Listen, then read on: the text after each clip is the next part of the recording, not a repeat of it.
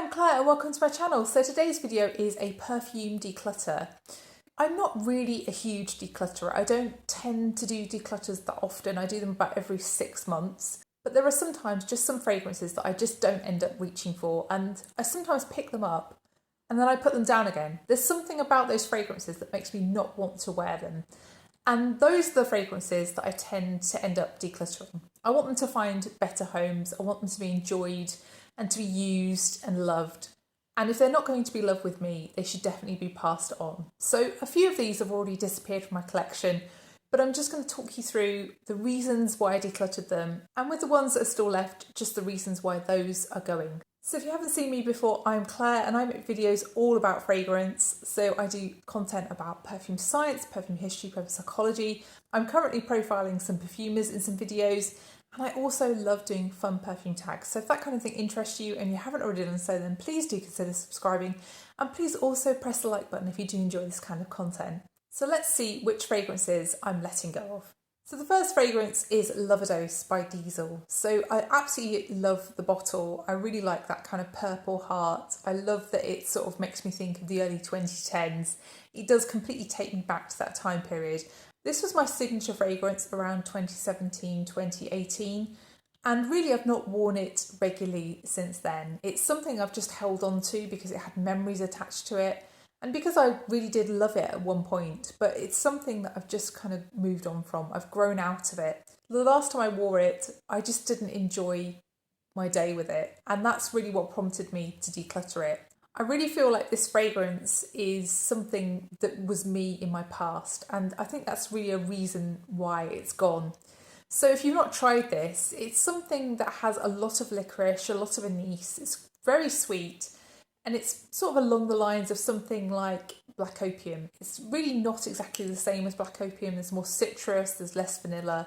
I still do have a flanker fragrance to Loverdose. I have Loverdose Tattoo, which is a fragrance that I love. It's a rice pudding kind of vanillic fragrance. I love wearing that one to bed. I find it really comforting in the winter. So yeah, that's Loverdose.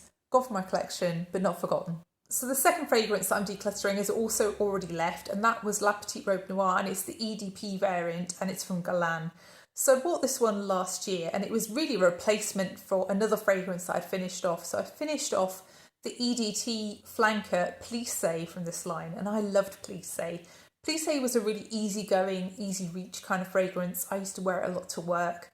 It was a light, airy, fruity floral. So I bought the EDP thinking it was going to be sort of not similar, but something that I would enjoy, because I do really like the La Petite Robe Noire line. I also own Black Perfecto, which is sort of the leather variant of this line. And I thought, maybe I'd really enjoy the EDP.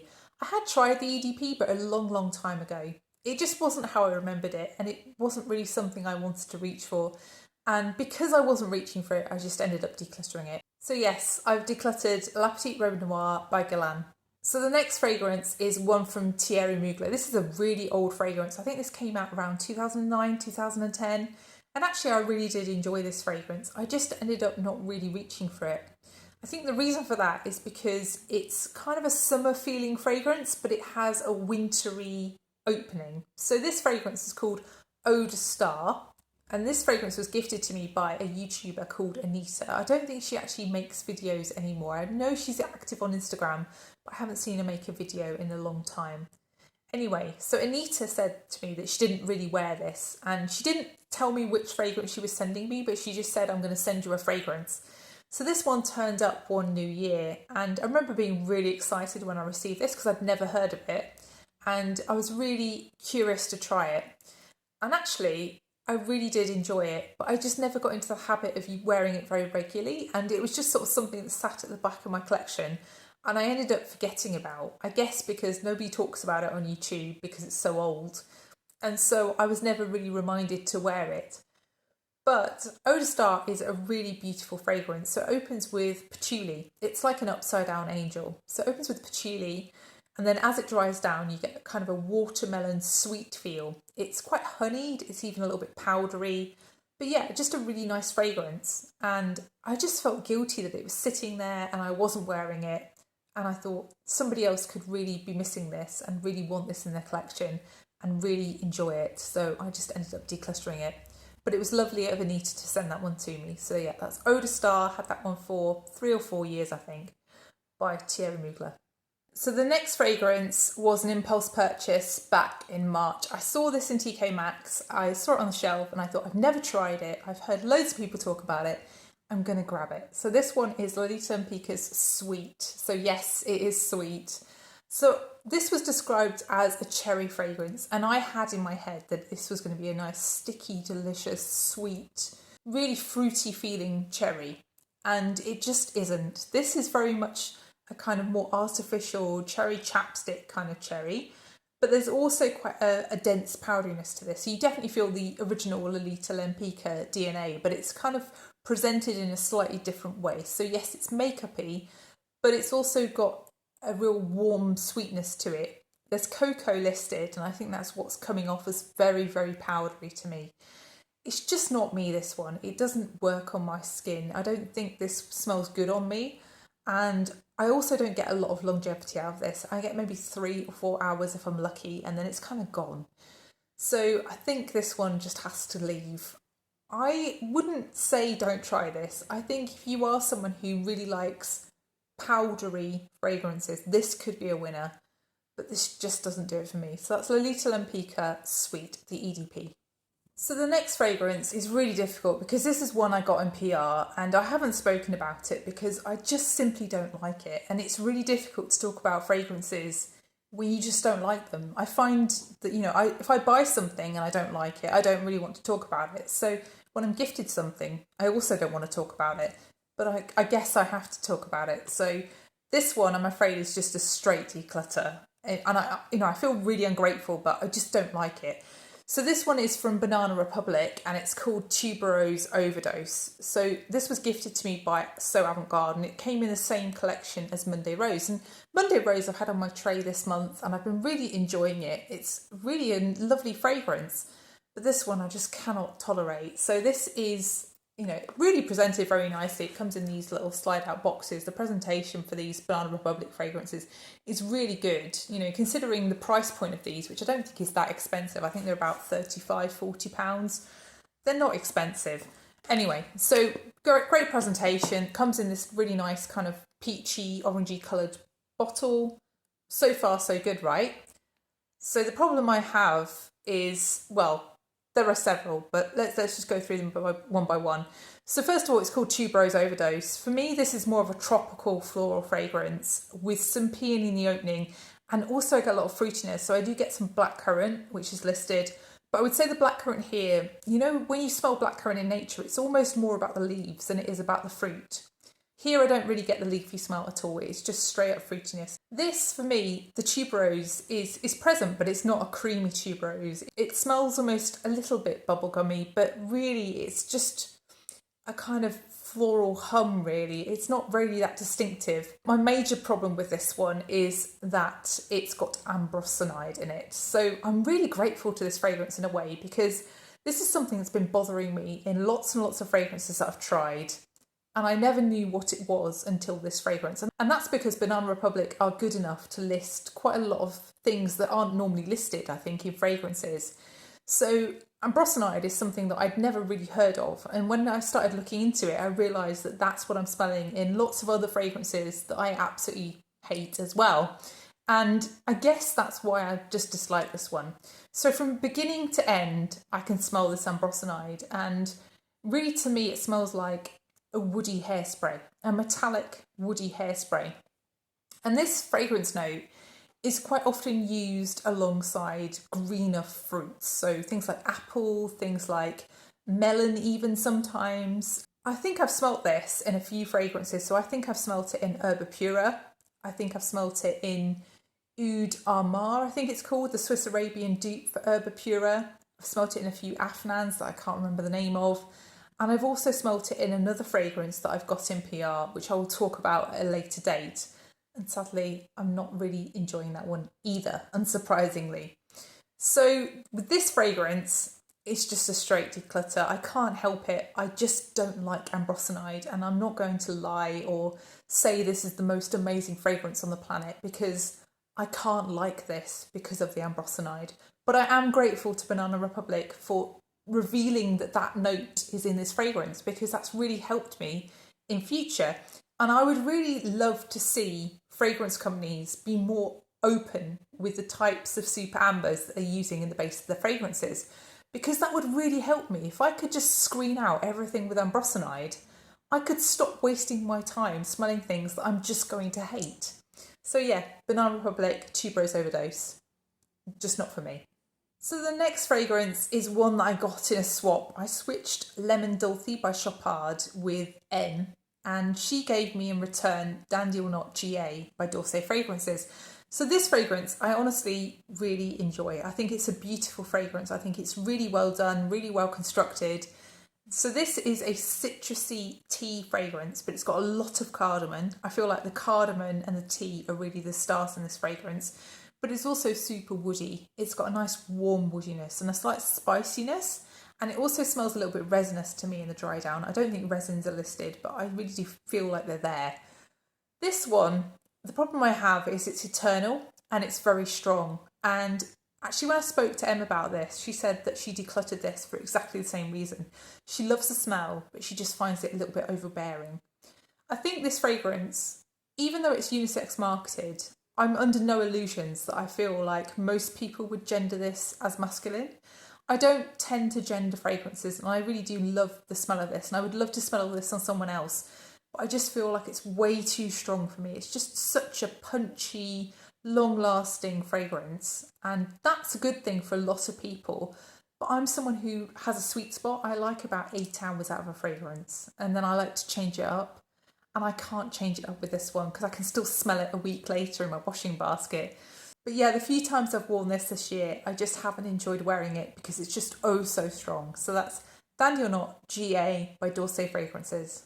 So this next fragrance, again, it's just too strong. It's just something that I find overbearing, and it lasts and lasts and lasts again. And yeah, it's just too much for me. So this one is L'Ombre de Merveilles, and it's by Hermes. So I absolutely love the Merveilles line. I think it's a really inventive, very good designer line. And I might actually pick up another one from this line and try it out a bit more extensively. But actually, this one just isn't me. And I think the reason this one isn't me is because I find it quite foreboding. This feels very moody. I've always described this fragrance as smelling like an indie kid from the 90s, like someone really into grunge who only stares at the floor. It just feels very moody, this one. And in a way, I find it a little bit depressing. It's a bit sort of angry and angsty. I bet people think I'm mad, but yeah, it just gives me a feeling of negative emotion, I guess. This really reminds me as well of the sea. It's got a slight saltiness to it, and saltiness is something that I'm not particularly into in fragrance, but I don't think this is too bad with the saltiness. It's just a sort of a freshness, I guess. It definitely does have a sort of a feeling of ambergris about it. There's also just this kind of spicy Coca-Cola, flat, ungassed Coca-Cola, but very kind of elevated, an artisanal cola, I guess, is how I describe this. It just has this really nice warmth to it. And really, when looking at the listed notes, I think it's tea, incense and amber. I do get them all, but I think if I didn't know what they were, I'm not sure I'd pick them out. When I know that there's tea there, yes, it's overtly tea, but I feel like the amber is really the most important thing. There definitely is some incense here. It does feel resinous. It does feel even slightly, not smoky, but kind of, you get that kind of feeling of something in the air, something heavy in the air. It does have that feeling about it. This one, I just don't think it's me. I think someone who likes that kind of grungy vibe. If you're someone perhaps even like a goth, I feel like this is quite a gothic feeling fragrance. It makes me think of Whitby and Yorkshire and vampires. I think if you're in that kind of mindset, this one really might be something that you absolutely love, but it just feels a little bit oppressive for me, a little bit too much. So that's L'Ombre de Merveilles by Hermes. So the next fragrance I actually received in PR, and this is just one that I haven't got along with, and I feel like I should just declutter it because I don't feel I'm ever going to wear it. So this one is Floral Marshmallow, and it's by Dossier. So Dossier really messed me around with PR. They were really pushy, and they really wanted me to say certain things about their fragrances, and that's really not how I work. So I offered to send back the fragrances. They said no, so I've still got 3 of their fragrances. But having said all of that, despite my problems with Dossier, I do think some of their dupes are really, really good, and I wouldn't put you off them because I feel like certain ones, for example, Ambre Cherry, which is the dupe for Lost Cherry, I really enjoyed it. I didn't think it was bang on Lost Cherry at all, but I did really enjoy wearing it. And, you know, I would recommend that fragrance, especially if you love Lost Cherry. This one, though, there's something just in the opening that is just not right. It does not smell like Love Don't Be Shy to me. I have tried both formulations of that fragrance, and I don't remember a rubbery opening in either of them.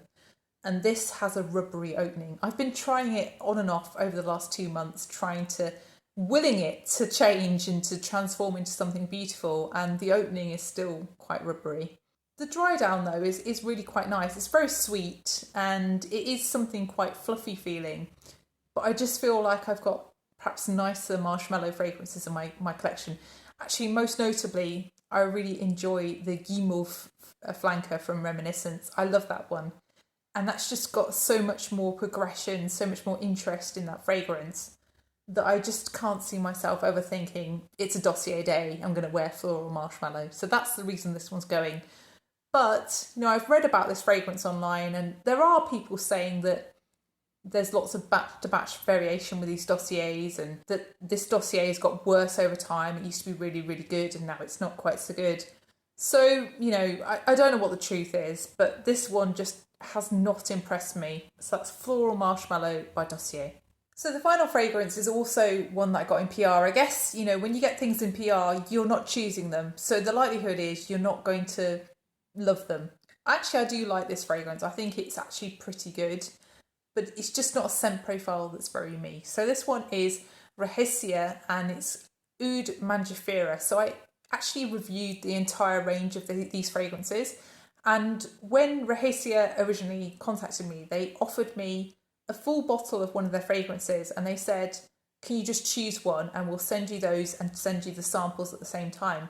I had no clue what their fragrances were like. I didn't know which of the fragrances to choose, and I ended up choosing this one. I really feel like I should have chosen Love Marriage. That would have been one that I would have loved to have a bottle of. But this one attracted me because it had been mentioned in Singapore Vogue, and also it had a mango note in it. And I just must have just missed the rest of the fragrance in the description of this one. There aren't really any reviews other than mine out there, so I didn't have much to go on. But this is really quite a leathery, oody fragrance. It's really something along the lines of a more woody, leathery version of something like Orchid Leather by Van Cleef & Arpels. I think if you really tone down the fruitiness there, then you would get something approaching this fragrance. I don't really sense the mango so much in this fragrance. I sense the other fruits in this fragrance more. And really, to me, this is much more about leather, a woody, green leather, more than anything else. This does have a slight sweetness to it, and that really does mean that this is something that I can wear and I can enjoy. But it's just never going to be a scent profile that I'm going to reach for on a regular basis. And I think really for something that I would probably end up having to layer to enjoy, I'm just not sure this is worth my time and effort. I'm really not a layering person. I'm just someone who just can't really be bothered with that. I just want a nice fragrance. I just want to wear one fragrance and enjoy it. And I know that's really not a very trendy thing to say, is it? So yeah, Oud Mangifera, not a bad fragrance at all, really long lasting, just not me. So that's Oud Mangifera by Rahisia. So that's the final fragrance in this video. I hope you've enjoyed it. If you have enjoyed it, then please do press the like button, and please also consider subscribing if you haven't done already. And I hope you've enjoyed my absolute brutal honesty in this video. It's really something that I find very difficult with decluttering because people are very judgy, and it's very difficult to be totally honest sometimes because people just get upset. But I hope that I've got across my points without offending anybody. So yeah, thank you so much for watching, and I'll see you in the next one. Bye.